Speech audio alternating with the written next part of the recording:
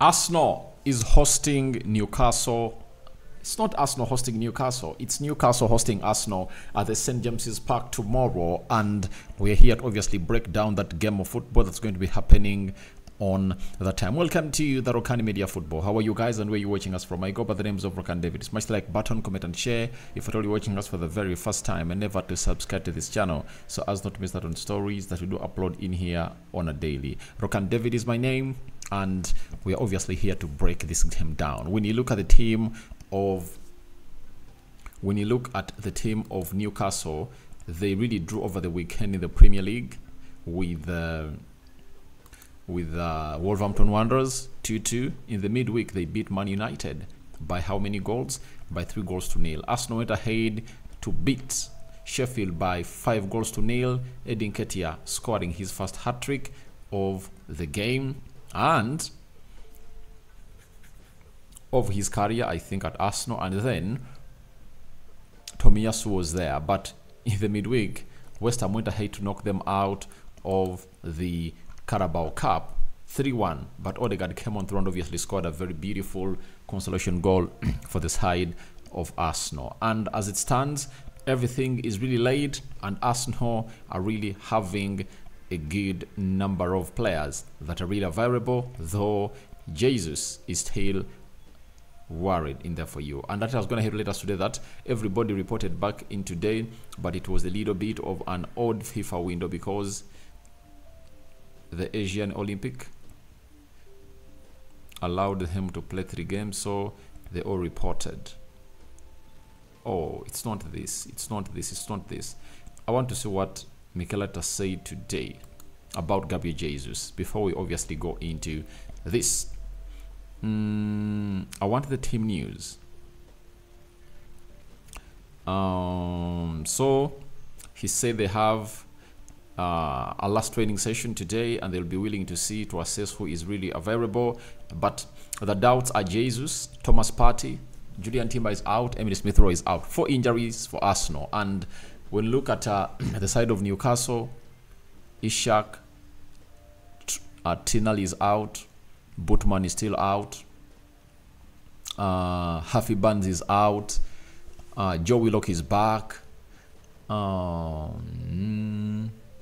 So they're really having a lineup of really injured players, you know, and I really believe that it's not going to be good news for the side of Newcastle. But Arsenal really having a better squad, and I saw that game of Newcastle. If I told United was really very aggressive, they're going to have to win that game of football, but they were never aggressive, they never threatened them.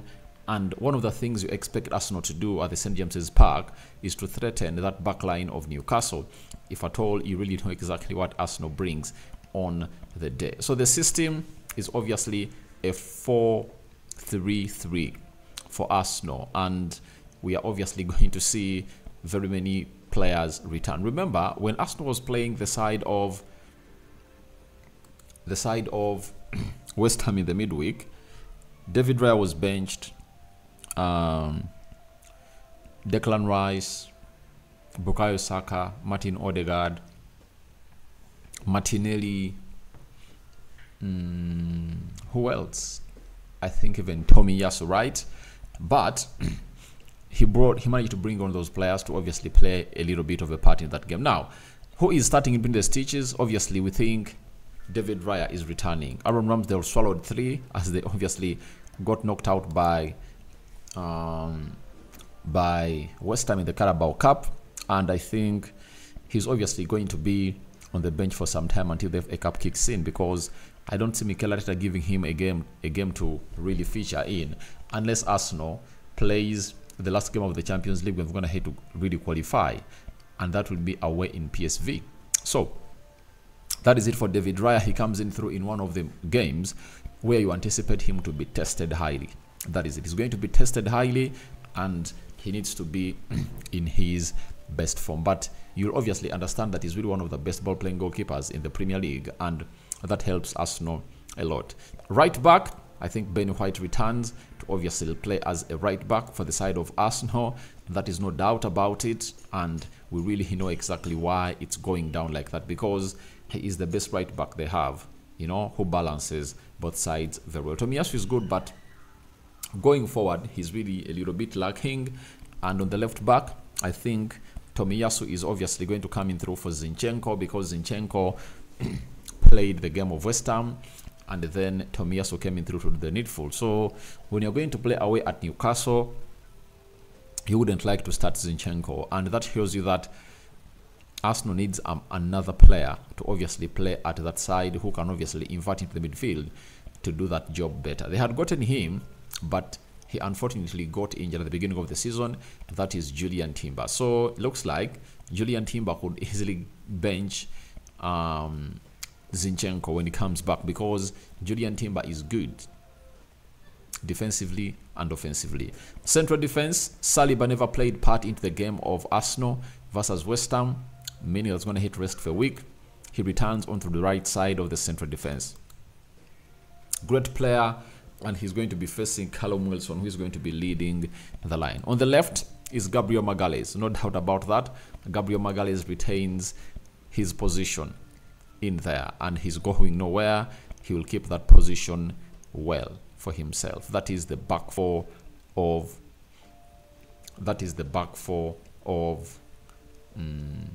Arsenal. So in the central midfield, I'm thinking that this man is starting.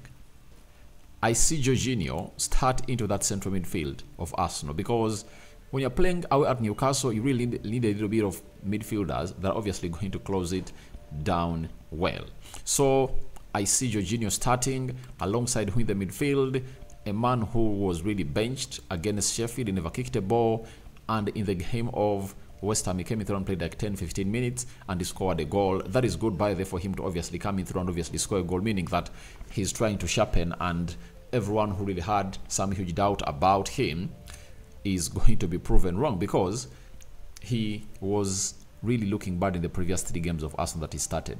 But Arteta asked us and was asked about the question on how Odegaard is really dropping in form, and he said the man has not been really resting. He needs some rest, and he got the rest he wanted. He never played a single minute in the game of Sheffield, where Arsenal won that game by 5-0, and when West Ham were knocking them out, he played like 10-15 minutes and scored a goal. So I think that ticks all the boxes of what Mikel Arteta said about Odegaard, that he was tired, and you know, the brain can really get tired. So Odegaard is back fresh to captain the team of Arsenal to yet another win at the St. James's Park.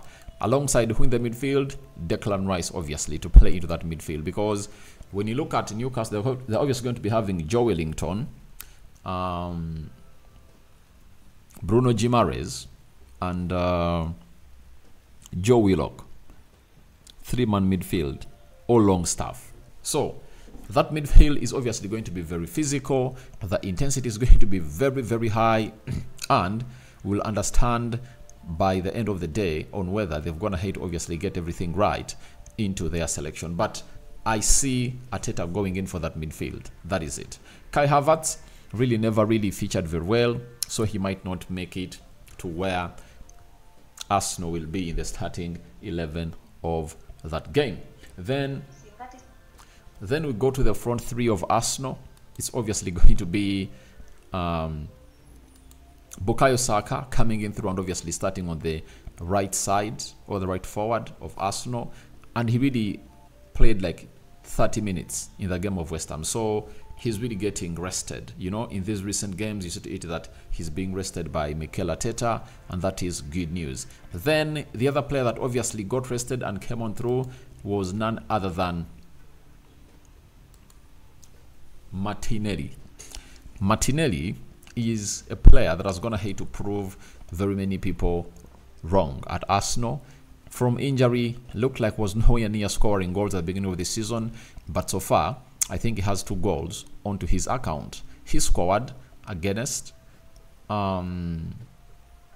Chelsea in his first goal of the season, and then he went ahead to obviously score a goal against Sevilla, making it 2. And when you add on the assist he made for Edin Ketia in the opening game of the Premier League season, where they beat Nottingham by 2-1, it puts him into that ilk of really being back to where he deserves to be by scoring those goals right left and center. So he starts, and who is leading the line? There is huge question marks about Gabriel Jesus. Arteta doesn't want to hurry him back. He believes the team available can really get the job done. Even if he travels with Arsenal to Newcastle, I don't expect him to start. It's obviously going to be Eddie Nketiah leading that line, a man who scored a hat-trick in his previous Premier League game where they played against Sheffield. He scored the first, second, and third. He shows you how much he was on fire onto that game. So, even if Gabriel Jesus is going to travel with Arsenal, I really anticipate that he will be on the bench. And if he's to come on, he'll come off the bench to play in some minutes to obviously freshen him up for the game of Sevilla. See to it that Arsenal goes on and does its work as planned. So that is the starting 11 of Arsenal that I believe Arteta is obviously going to bring on. Now, Ben White is obviously going to be facing Anton Gordon. We know that very well. It looks like unbalanced, but Anton Gordon is really a very good player, but that doesn't really downplay the quality of Ben White to defend him. Then Miguel Almiron, he's on fire. I think has gone ahead to get 4 or 5 goals ever since the season started. And he's going to be facing Tomiyasu Takahiro. You know, you wouldn't risk Zinchenko into this game because you know what it means when Miguel Almiron is obviously pressing and obviously beating you up to your pace. Then the other player who I really believe is going to come out and really do a very wonderful job is the other battle, Callum Wilson versus Saliba and Gabriel Magalhaes. Then Joe Wellington, Longstaff, and Bruno Guimaraes versus Jorginho, Declan Rice, and Odegaard. Now, Saka is going to be facing Target All Hull. That is it. Then Martinelli, Kylian Trippier. It's really going to be a very hard day for Kylian Trippier because Martinelli is a fast player, and I know Arteta has now gone ahead to get a template of really playing away against these big teams. So we wait and see. Eddie Nketiah facing, is it Fabian Schär, and there is a defender that he partners with in that central defense, and those are the battles I really anticipate. And I think I'm not going to do a combined 11. I think Newcastle is only going to reach a level of really doing a combined 11 for. Now, let's start off with some match facts coming in from Google as far as this game of football is really concerned. Newcastle have won just one of their last 10 Premier League games against Arsenal, 1 draw and 8 losses, failing to score on 8 occasions in that run. But all this happened when Newcastle had not gone ahead to obviously become the force they are right now. But last season, Arsenal drew with Newcastle at home 2-2, and when they went away at Newcastle, they beat Newcastle by 2-0. So it shows you that this start really counts. Only Manchester United have won more Premier League away games against Newcastle than Arsenal. Arsenal have gone ahead to win 13, with the Gunners winning 8 of their last 10 visits to St. James's Park. Arsenal really having a very good record. So if they win tomorrow, they'll be equaling that record of Manchester United. Then Arsenal have kept 30 Premier League clean sheets against Newcastle. The most one side has kept against another in the competition. You hear that out? So Arsenal is really having huge potential, and when you look at the types of players they're really having, it shows you they can haunt this side. Then Newcastle are unbeaten in their last league games, scoring at least twice in each of their last 5. They last scored 2+ goals in 6 consecutive Premier League games between August and October. So in the last five Premier League games, Newcastle have been firing in all cylinders and scoring in goals left, right, and center. Lastly, Arsenal are unbeaten in their last 11 Premier League games and 8 wins, 3 draws, scoring 28 goals. All 3 of their draws have been 2-2 scorelines in London derbies. 2-2 against Fulham, 2-2 against Tottenham Hotspur, 2-2 against Chelsea. That is it. So Arsenal are really unbeaten. If at all you never knew that, add that to what you really need to know, that Arsenal is still unbeaten this season, and they're here to obviously push and become a much more better team as far as that stands. Now my prediction, 3-2 win. Arsenal. I'm calling in for a win of Arsenal because I believe Saka, Martinelli, Odegaard, Declan Rice, Saliba, you add them to the side that really played against West Ham, Arsenal becomes a much more better team than how it looked on the night. But however much Newcastle is really having very many injuries, Arsenal needs to know that Newcastle, when they're playing at home, they're really having a crowd cheering the players for the full 90. So Arsenal needs to obviously kill off its chances early enough. They need to obviously come up and create something special out of that. The beauty is that Odegaard has gone ahead to score a goal, and he's obviously one of those that they will obviously look at to turn around things. Martinelli, Declan Rice obviously coming in through to obviously do the needful. He can also pull the trigger from anywhere. They're having Bukayo Saka, who is really a very good player into the mix. So that is it coming in from Arsenal, and my prediction is 3-2 in favor of Arsenal, but a draw is also even possible. But I don't see Arsenal losing on the night because Newcastle don't have that force. If I thought they had Harvey Barnes, Sandro Tonali, Alexandre Isak, Steve Bootman, it would have been a different force altogether, you know.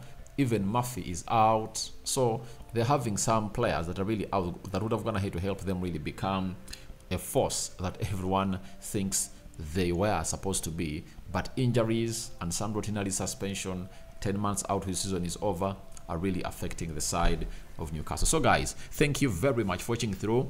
Tell me your predictions into the comment section below. Rokani David remains my name.